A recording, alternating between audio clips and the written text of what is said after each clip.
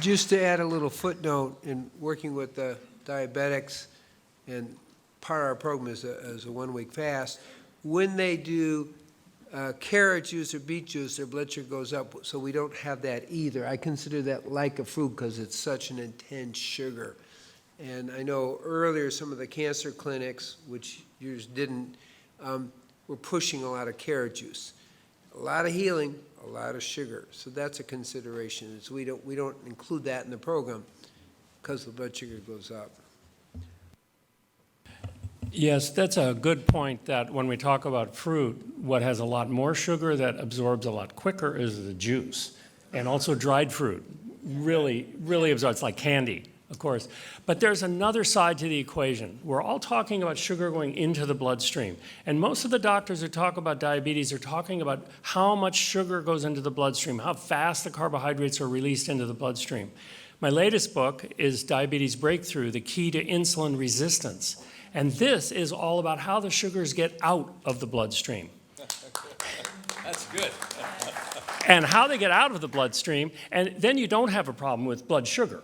Because if a person has really good insulin sensitivity, then even if they were to eat a watermelon, the sugar would instantaneously be put into the cells. Now, how this works is when your blood sugar rises, the insulin is released from the beta cells in the pancreas. And this insulin tells the insulin receptors on the cells to drink in glucose.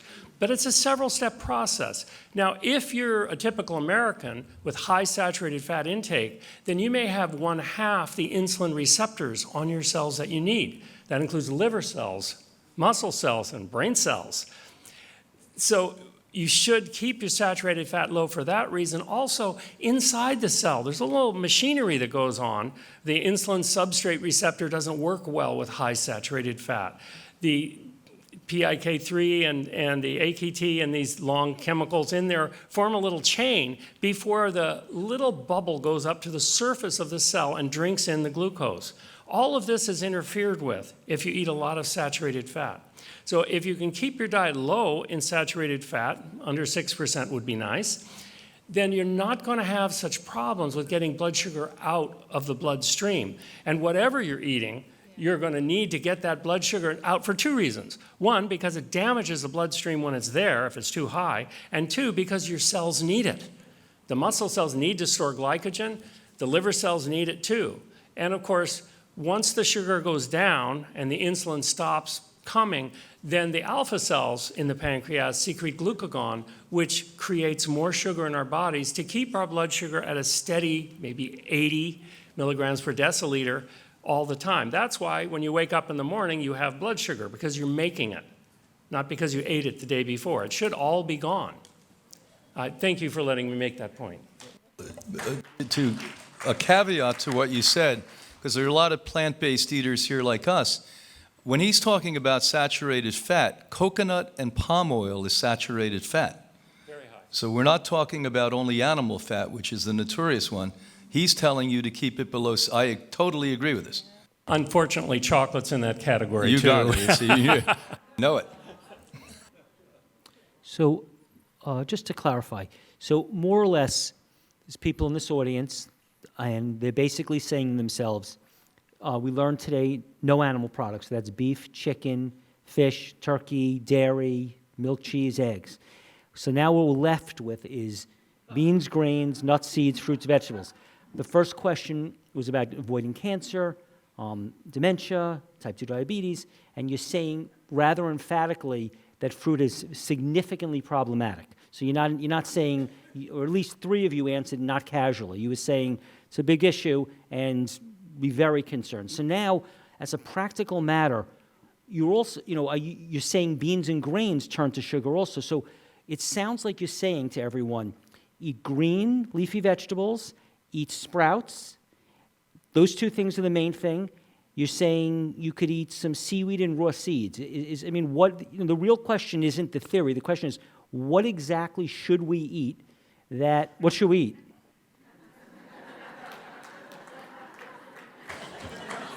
As my mother and father used to say, we're going to eat fingernails tonight.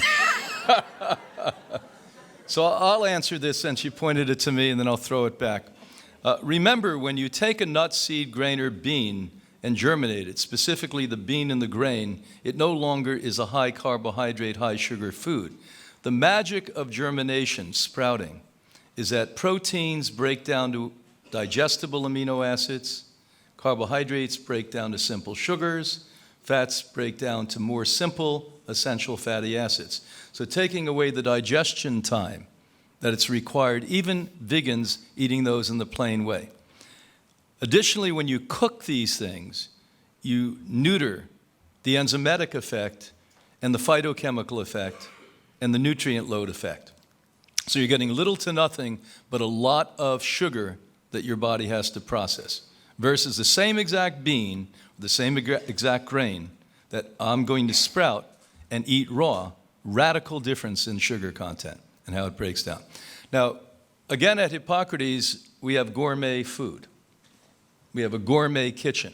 And nobody says, oh, all we're eating is sprouts and greens. They say, wow, this is amazing. We have tacos that are raw tacos. And we have pizza that's raw pizza.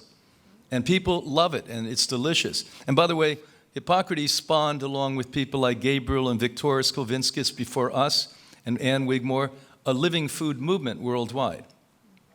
And Newsweek called us 30 years ago the most important of all the movements, the Sproutarian movement.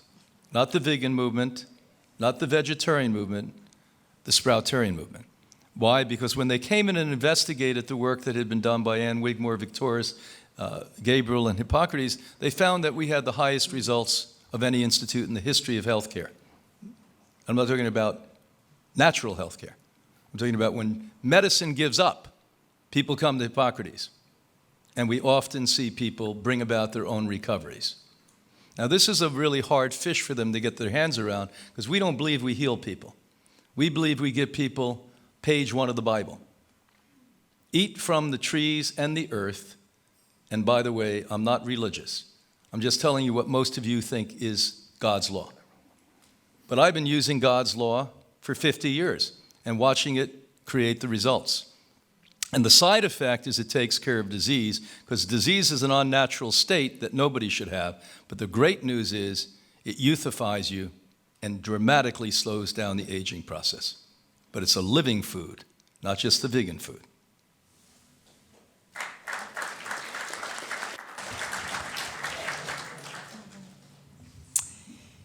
Yes, it's not like God is punishing you and giving you a disease. No. So it takes a little bit of practice. It takes that you get educated, because it's for a lot of you, it's like diving into a whole new world.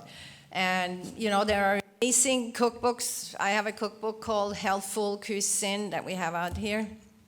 And, you know, there's a lot of raw food cookbooks. Gabriel's book, Rainbow. Gabriel Rainbow cookbook is amazing. And, you know, if you really want to do it, you know, there is no limit to it. Like anything else that you got really good at, like some sport or music or some new therapy, you had to practice. It didn't just happen overnight. You know, it took us a long time, because you kind of fumble into it. Now, because in the early 70s is when I became vegan, and, you know, the stores, especially in Sweden, they just had some books. That was it, and a few supplements. That was it. There were no fresh produce. And so you kind of read a book. You read a book. We had Are Verlan in Sweden. We had, of course, we learned about the American prophets too in health. And so you read. Now you have so much more. And of course, on the internet, you have all kinds. It's a jungle, and everybody seems to be the prophet, and most people don't know what they're talking about. So, and that's why Real Truth is here, to really tell you, and to get experts that are working in this field day by day and who sees what happens.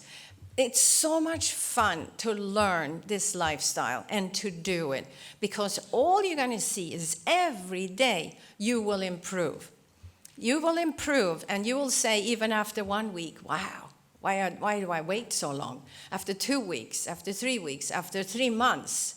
You know, every 3 months you have a shift in your immune system.